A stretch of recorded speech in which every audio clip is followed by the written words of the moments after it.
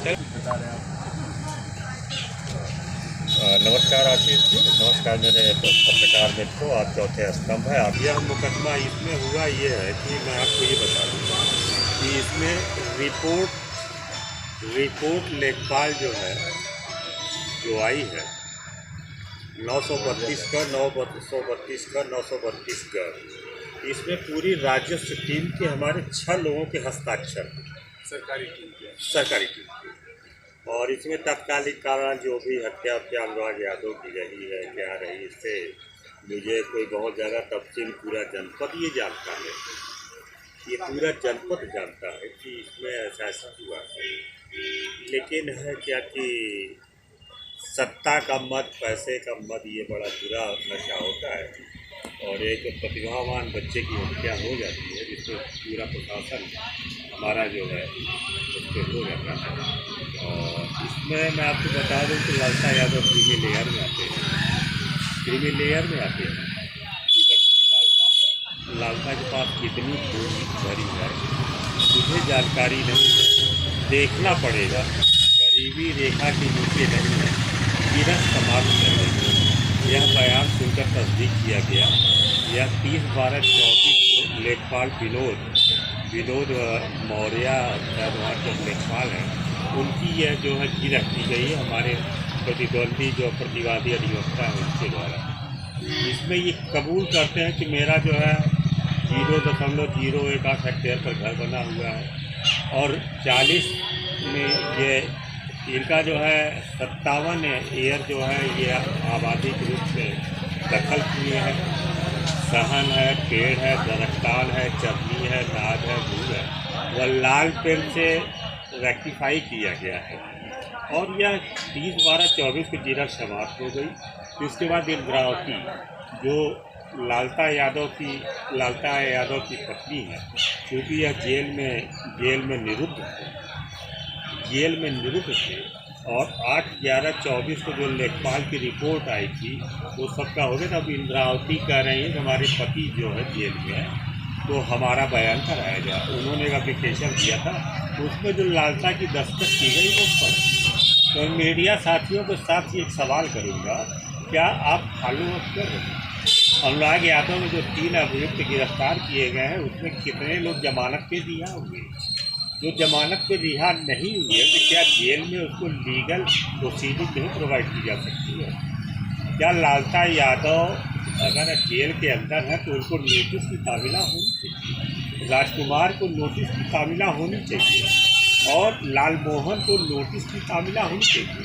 अभी किसी ने बताया कि लालमोहन शायद जमानत से बाहर है, तो इंद्रावती को तो कोई राइट ही नहीं है, लीगल राइट नहीं कि इंद्रावती आके बयान दे अपना कीड़ा कराया न खाएगा। वजह यह है कि जानबूझकर ये हम लिंगरिंग प्रोसीडिंग कब होती है?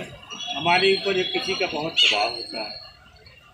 वहाँ पे आप लोगों ने आपका एक यूट्यूब चैनल वायरल हुआ था जिसमें आपने ये कहा कि हमारे तहसीलदार साहब भी थे, फिर SDM साहब पहुँचे, उन्होंने कहा कि यहाँ ग्राम सभा की भूमि बहुत अधिक तक किया है, सबके बना हुआ है।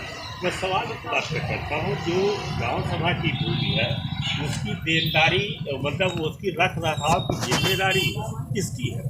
निश्चित है ग्राम प्रधान की है। और हमारे धर्मेंद्र जी है, ये भी प्रधान रहे हैं। आप बताएं, आपकी जिम्मेदारी है, ये है योग्यता है। और तो प्रधान जी को मतलब और सरकारी ज़मीन है और इसमें आपको मैं बताऊँ रूलिंग है, व्यवस्थाएं हैं। व्यवस्था ये है, मैं आपको बताऊँ, सबसे पहले तो है कि 2001 का मतलब आया है सुप्रीम कोर्ट का है, जो हिंचलाल तिवारी बना मदद करके सुप्रीम कोर्ट का है। ये है, देख लीजिए, आप सीख सकते हैं। ये रूलिंग है। इसमें ये है कि कोई भी अगर जो है सरकारी ज़मीन का अतिक्रमण किया जाता है, ग्राम समाज का अतिक्रमण किया जाता है, तो इसको जो है तत्काल प्रभाव से सूचना मिलते ही राज्य सरकार के जो अधीनस्थ कर्मचारी और अधिकारी हैं इसको मौके पर जाके चिन्हित करके तत्काल खाली करवाएंगे। इसमें बहुत ज़्यादा प्लीडिंग की ज़रूरत नहीं है। इसके अलावा और भी रूलिंगें हैं। मैं ये कह रहा हूँ कि क्या न्यायालय, देखिए तहसीलदार मजिस्ट्रेट हों, चाहे हमारे नायब तहसीलदार हों, चाहे हमारे एसडीएम साहब हों, चाहे हमारे डीएम साहब हों, जब कोई आदमी आईएएस हो जाता है तो वह जो है राज्य सरकार नहीं, वह जो है महामहिम राष्ट्रपति के उसको अधिकारिता देते हैं कि उसके अंदर ये पावर आता है। स्टेट गवर्नमेंट या स्टेट गवर्नमेंट का कोई अधिकारी है उसको राज्यपाल के थ्रू अधिकारिता मिलती है। नहीं तो आदमी क्या है कि व्यक्ति है, जब भी आप में कोई नौकरी ज्वाइन करेगा, अधिकारी हो जाएगा, उसको जुडिशियल पावर दिया जाएगा महामहिम राज्यपाल। कन्फर्मेशन तभी होता है जब राज्यपाल आपको अधिकारिता देते हैं। तो तहसीलदार जब अपने कोर्ट में बैठते हैं तो तहसीलदार ही नहीं रहते, प्रशासन में जब रहेंगे तो तहसीलदार रहेंगे। जब वह आ जाएंगे डायस पे तो वह तहसीलदार मजिस्ट्रेट है, उनके अंदर जो है न्यायिक अधिकारिता दी गई है। तो इस फाइल में हमारे जो नामिका वकील हैं माननीय शुक्ला जी, इस गड्ढे को क्यों नहीं बता रहे? एक चीज़। दूसरी चीज़ मित्र, आप लोग भी फीडबैक नहीं लेते हैं, मुझे ये शिकायत है आपसे, फीडबैक आप लिया करिए।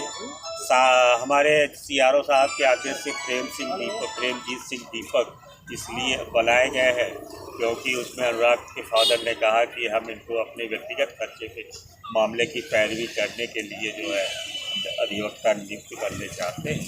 तो इनको 5 बाउंडेशन लगा के दिया गया है कि आप मामले में कोई सुलह नहीं करेंगे, आप राज्य सरकार की संपत्ति के फेवर में ही रहेंगे, उसके खिलाफ आप नहीं जाएंगे। इस तरह की कई शर्तें रखी गई।